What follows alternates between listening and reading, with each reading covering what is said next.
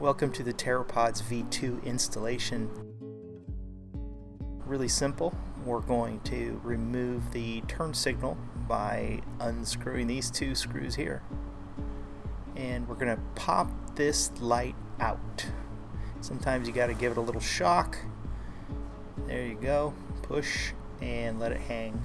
Bring your Terrapod in and feed that signal light through the opening, and then place your Terrapod right onto the body. There's a right and a left, and this happens to be the right side.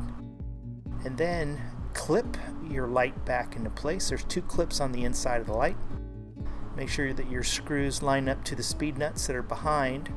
I purposely did not add any wiring instructions because you can wire them any way you like, to a switch, to the lights, any way you like. Here we are centering the grill. The 5 screws that attach the grill need to be loosened. As shown in this little clip right here, you can see that we're loosening the screw, making sure that it stays in place. And the idea here is that you can slide the grill side to side to center it between the two Terrapods. Now, this is only done after both Terrapods are in place and before we drill any holes.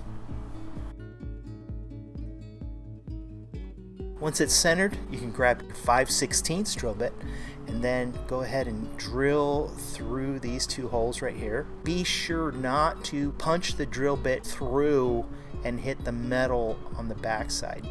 Take your clip, push the button, and voila, Terrapodz V2 installed. Get your flare on. Find more great products at terrawagon.com.